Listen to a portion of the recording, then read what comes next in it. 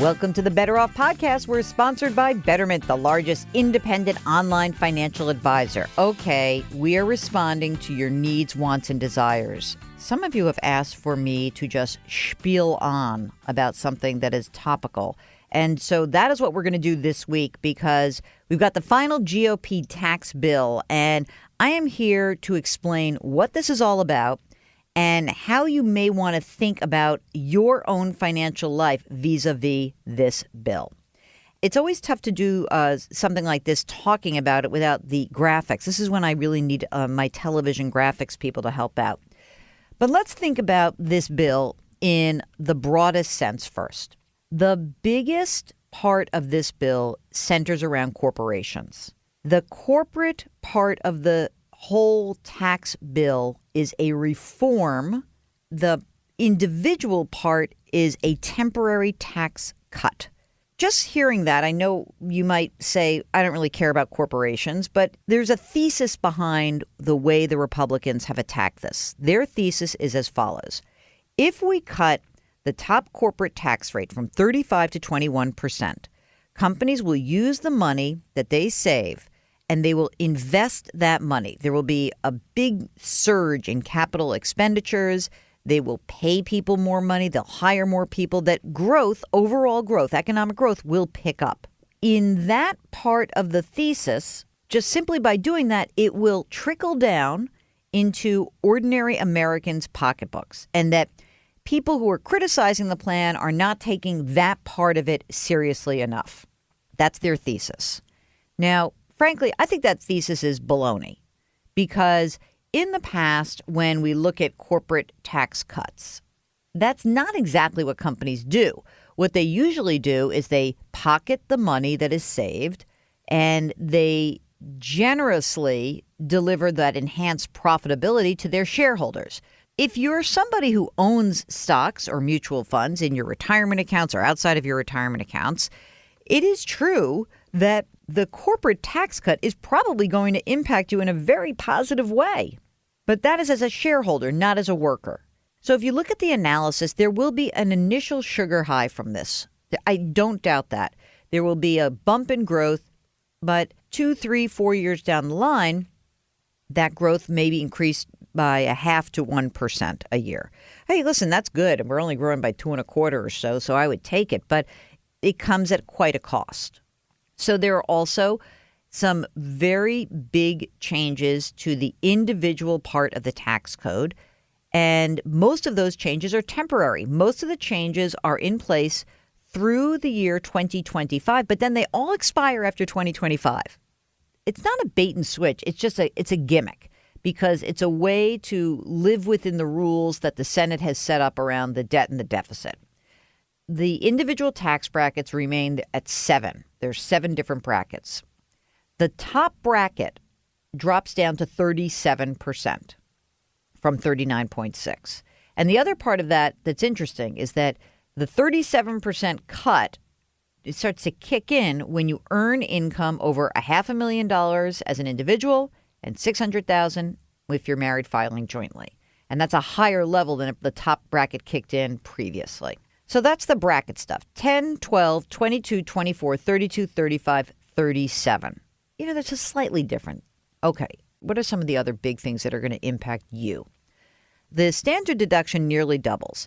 It goes to $12,000 for individuals. It goes to $24,000 for married filing jointly. And I think that when a lot of people will start talking about that, they'll say, oh, that's great because it does make it easier to file your taxes. It does. Right now, 70% of the American taxpayers are claiming the standard deduction. It's estimated that you would go up to about 85%.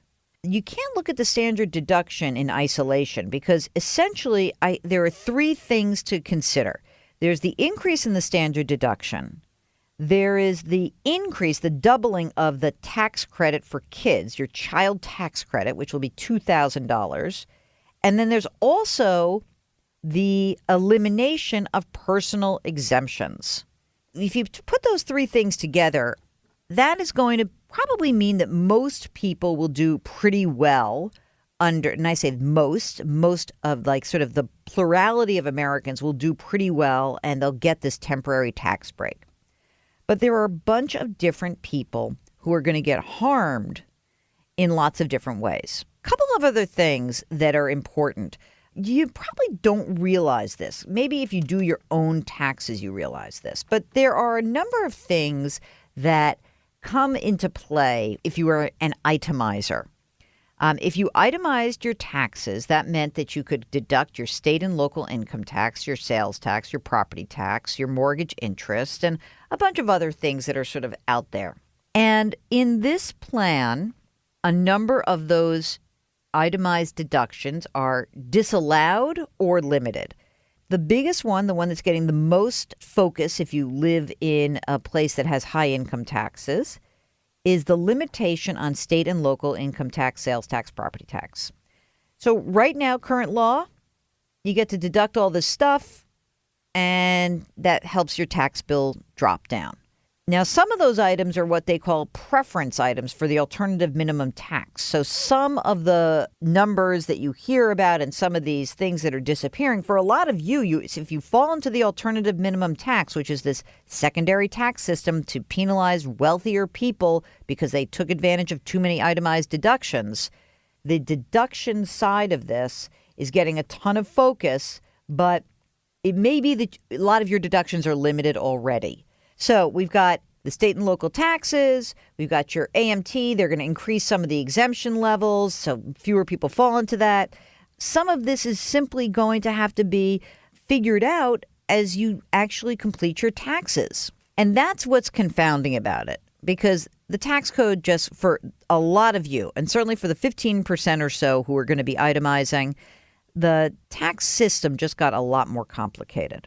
All right, that's been a lot to digest for a first segment. So let's see. When we come back, let's do a quick break. When we come back, we'll do a little mortgage interest. We'll talk about the estate tax, capital gains, the expansion of the 529 plans. There's a lot of good stuff that is in here, and some other things to think about, especially if you own your own business, if you have a pass-through entity.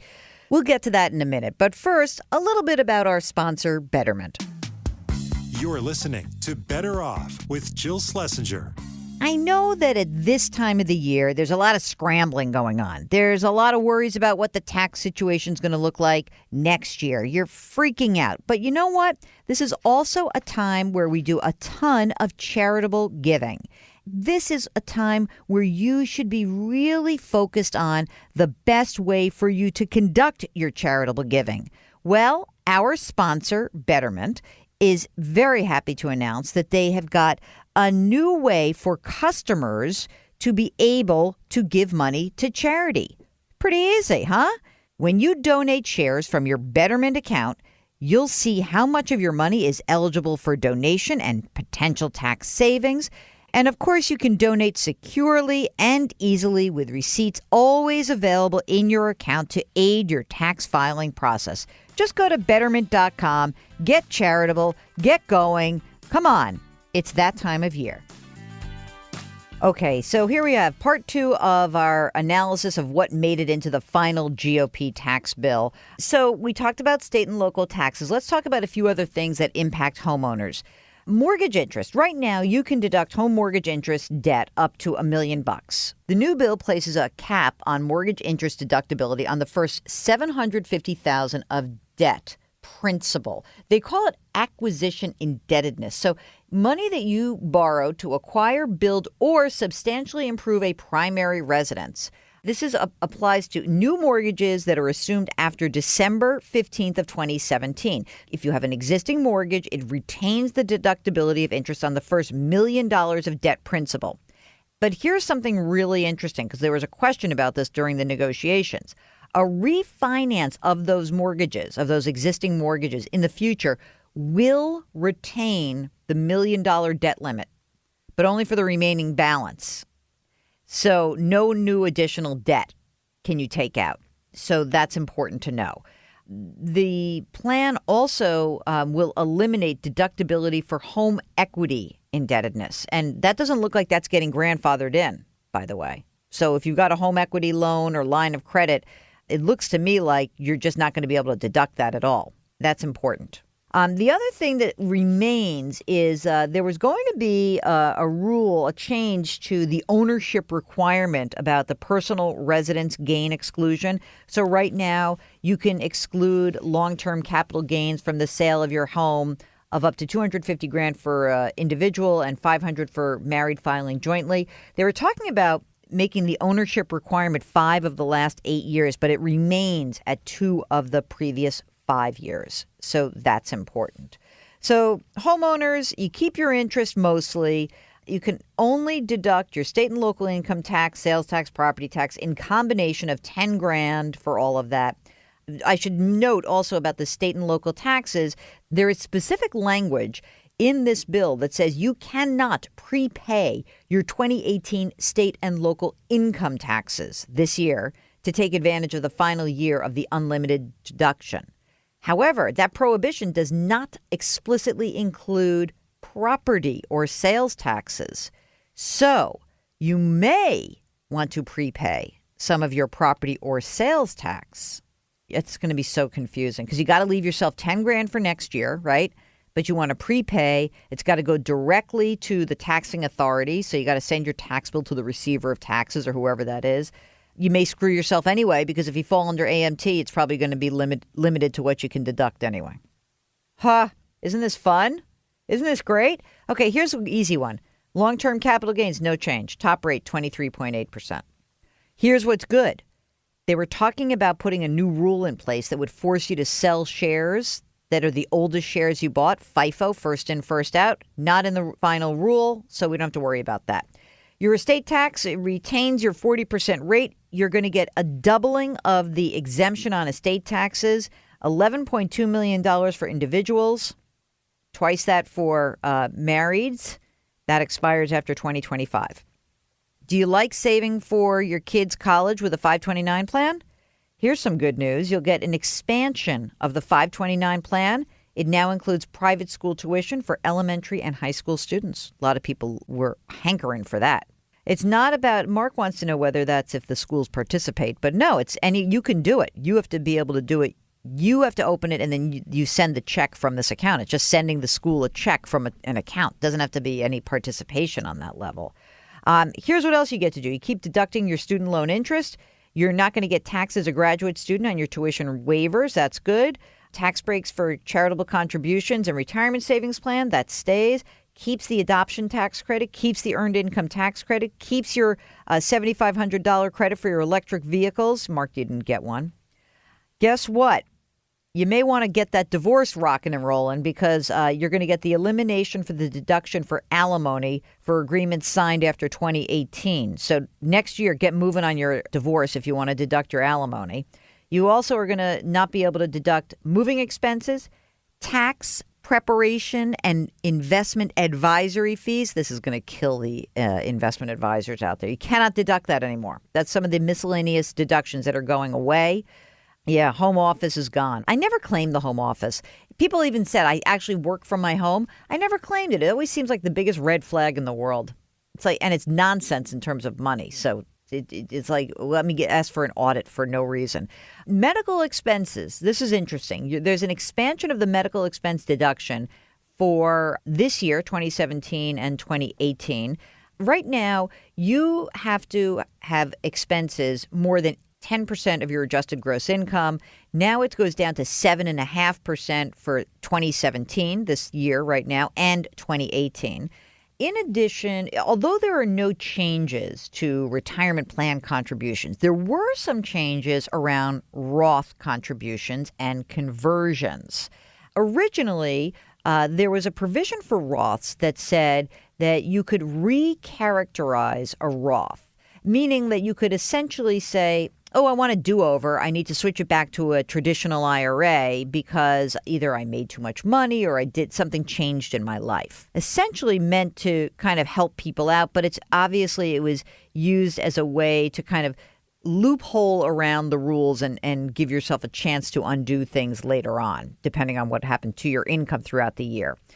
One of the things that is going on is that The Tax Cuts and Jobs Act repeals the rules permitting recharacterizations of Roth conversions. It's effective starting in 2018.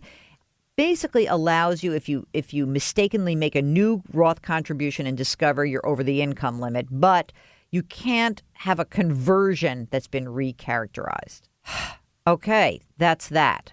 Oh, here's something. Let's do a little bit of stuff here on your pass-through. So if you are a sole proprietor, a partnership, a limited liability company, an S corporation, right now, how do you pay taxes? It's just based on your individual income tax rate and the brackets. So what is going to happen is that business owners are going to get deductions for the first $315,000 of pass-through income for married, and it's $157 change for singles. Let me boil it down. You're going to have to talk to an accountant if you have a pass-through entity, because this is going to be incredibly important. There are going to be certain businesses where they say you can't claim it, other businesses you can. The important part of this is that your taxes are likely to go down for a portion of your income, but there are so many limitations, so many rules, it's crazy. To some extent, these different changes to your individual and your pass-through income returns are going to require you to absolutely positively get a tax professional in your court, like immediately, okay?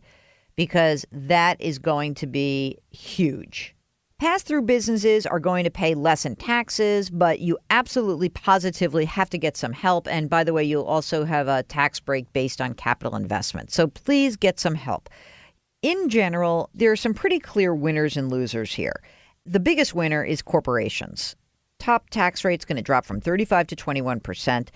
For those with dollars offshore, like think Apple, Microsoft, Google, Johnson & Johnson, a lot of other big pharma companies, they're going to bring that money home at rates ranging from 8 to 15.5%. That's even lower than the new 21% rate. Again, I am doubtful that they're going to then spend that money, all that money that they've saved into the economy. But if they do, then the economy would be the winner. Pass-through businesses, you will likely be a winner, but it's going to be very complicated.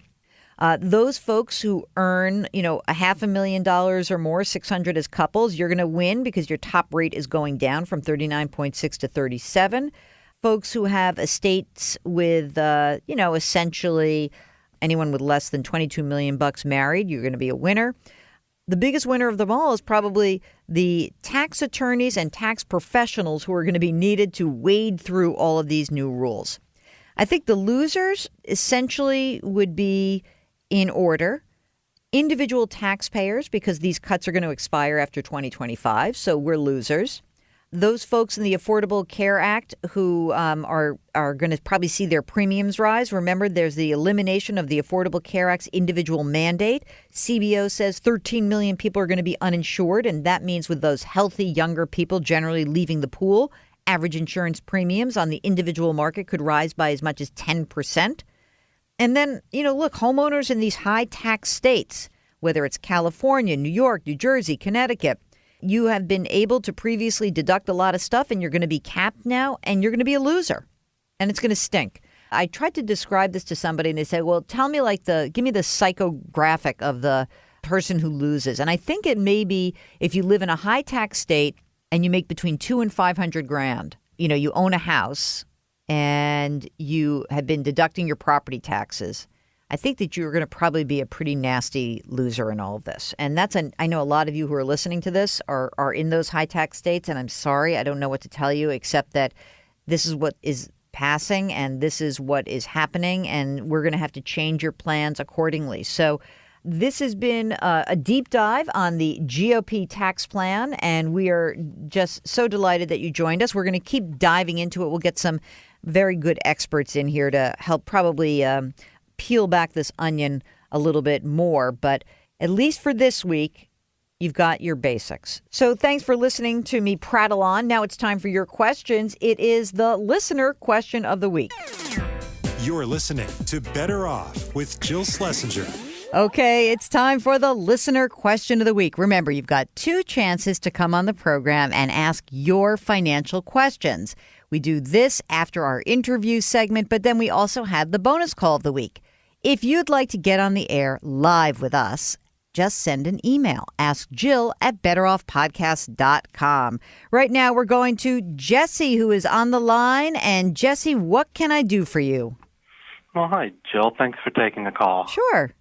So I'm wondering, my question's about mortgages in general, and specifically, I was wondering if you could talk about how you weigh the opportunity costs of shorter versus longer-term mortgages.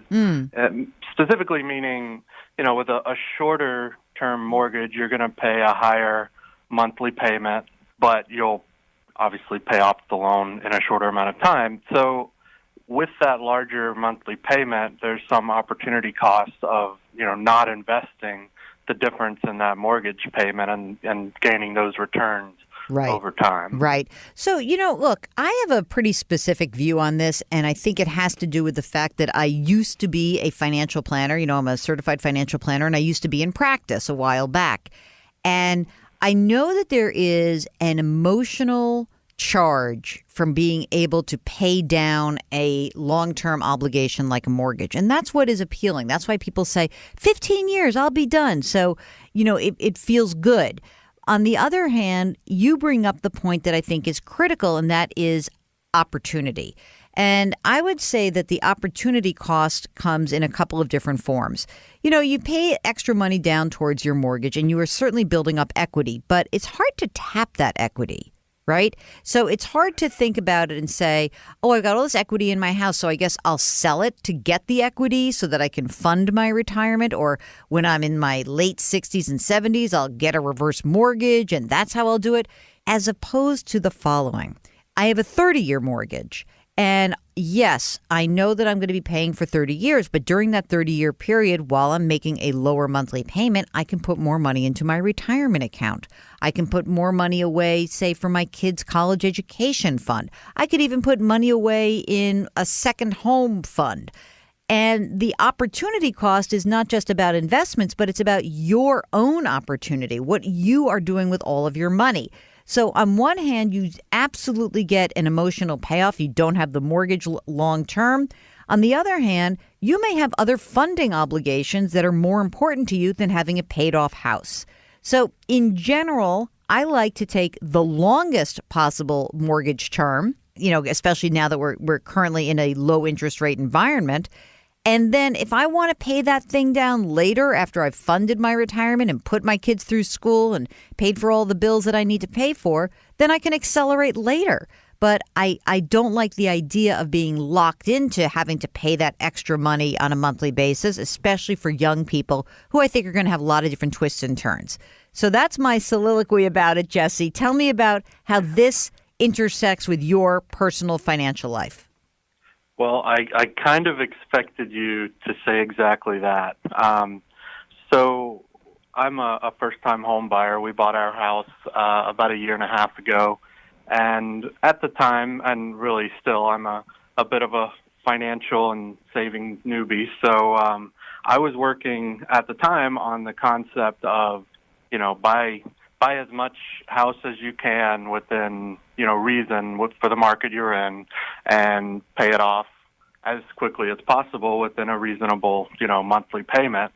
So we took a 15-year, very low interest rate, 2.75% loan. But, now that I've spent in that last year since we've been paying these mortgage payments, I've learned a little bit more about savings and investing, and I've watched some of my other investments grow. So I'm definitely, a little more cognizant of what I could be doing with that difference in monthly payment. But wait a second. Yeah. So now you've got this really cheap mortgage.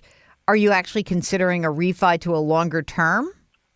Well, that's on the table, right? That's kind of my specific question is, if I were to do that, does it make sense? Because, the mortgage payment we're making right now is completely reasonable. It's hurting our cash flow in a way that we're feeling, but it is call it $400 or $500 a month that we could be putting in a retirement account.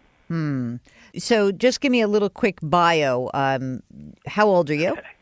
I'm 32. I'm married. My wife's 31. And what do you guys do for a living?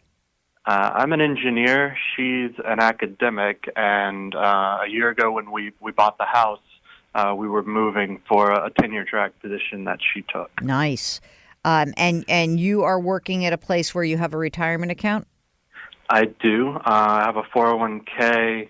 I've been putting into that. Been working here for about 5 years now, and I've just been putting in the amount that the company will match up to. So like 6%?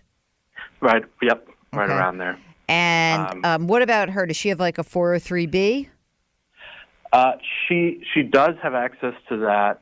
She doesn't get a match until she's been there for at least 2 years, I think. So she hasn't been contributing to hers for the last year. So you said your cash flow is good, even with the mortgage. Is it good enough so that you could nudge up your 401k to a higher percentage or not? I certainly could. What I've been doing is I have a Roth IRA that I've contributed to and maxed out this year. Okay, well, that's good. I wanted her to open a Roth IRA as well, and we were going to try to max that out before the end of the year. Okay. I mean, look, if you can both put it this way, if you're going to put away, how much do you make about? It's about $150 combined before taxes. All right. So if you're both going to end up putting away 6-8%, whatever, into your retirement accounts and do Roth IRA contributions at $5,500 each, if you can do that, then just keep paying the mortgage, and you'll accelerate later. It doesn't seem to me. I hate for you to go through the whole process of getting another mortgage, a 30-year, when your cash flow is actually pretty good right now. And presuming that you don't have too much in debt, do you have any student loans or anything like that? Nope, we made it out with no loans. Paid off our car, and it's really just the mortgage. Well, then I think that I think that you're in good shape. I wouldn't want to go through the cost and the hassle of doing a refi at this point. And if you keep making more money, hopefully you'll be able to both, be putting more money away into your deferred comp in addition to your IRAs, to your Roth IRAs. But if you're doing 2 Roth IRAs and you're both going to put some money into your deferred comps and everything's cool and cash flow works, then keep doing what you're doing. And, obviously, if we had to do it all over again, I would rather you have done a 30-year. But at this point, I don't think you need to refinance. Well, can we talk about the specifics of that real quick? Because you said, hassle, and I understand there's like a time input to refinancing, but what are the financial, are there any financial downsides? Yeah, well, because you're going to have to pay a new origination fee. There's a cost to a mortgage, right? And you may find that, you could go look. This is what you could do. Your current mortgage provider, you could see if you could do like a very low cost refi with your current underwriter. And you just did buy the house, so you could do it. It's just money, it's going to cost you money, and rates maybe in the last year, I don't know, maybe they've gone up a little bit. Probably, let's say it's a 4% 30-year loan. You have to look at what the numbers really are to see if it makes sense. But again, the only reason to do this is if you need to free up more cash flow to do something else. You guys have kids or no kids yet? No kids yet. You think you're going to have them? Possibly a plan. Okay. Yes. Oh, possibly a plan. I like that. So one of you wants, the other one doesn't. It's okay. So, look, it would be helpful if you're going to have a family and you're going to have more expenses. It would be helpful to have a lower monthly payment, meaning a 30-year loan. So here's what I think. If you're going to go look at the specifics of getting a 30-year mortgage, I would go to your current mortgage provider. Tell them you're interested in looking at the what it would cost you to do a 30-year fixed from the 15-year fixed. See if there's a way to do it cheap. And you can call a mortgage broker and get some quotes and see what it will cost, but compare apples to apples and make sure you understand, how long you'd have to stay in this house to make this worthwhile. If this is a house that you're going to sell in the near term, within the next few years, I don't think so because she's on a 10-year track job. But if this is a house you really want to stay in for a while, then it argues for the case of a refi. If you think you're going to move and this is more of a starter house, then definitely don't do a refi. Right. And that's really that's the nuts and bolts. So definite one-time cost to opening the new loan. Right. And potentially rates are higher, right. than they were a year ago. Is there any impact on credit history? No, none. Okay. Zero. Great. So I would think it's worth investigation. How about that? That sounds about right. There's no reason not to put a little time into seeing what the options are, right? Dude, you're an engineer. Build a spreadsheet and move on, right? You're gonna populate that spreadsheet like nobody's business, and you're gonna tell me what. Let us know how you do. I'd be interested to find out what you find out and whether you decide to do it or not. Okay? Certainly, I'll go for it. Thank you. All right, Jesse. Good luck. Thanks so much for calling. Thank you, Jill. Take care. Don't forget, we've got our bonus episode that comes out on Tuesdays and the longer form every single Thursday. You can subscribe via iTunes or wherever you get your podcasts. If you have any questions or suggestions, you can find me on Twitter. My handle is @JillOnMoney. That's @JillOnMoney. Just use the hashtag BetterOff. You can also reach me via email. AskJill@BetterOffPodcast.com. That's AskJill@BetterOffPodcast.com. And if you wouldn't mind, please leave us a review or a rating in iTunes. It really will help us out. Better Off is sponsored by Betterment. Our music is composed by Joel Goodman. Mark Talercio produces. I'm Jill Schlesinger. See you next week.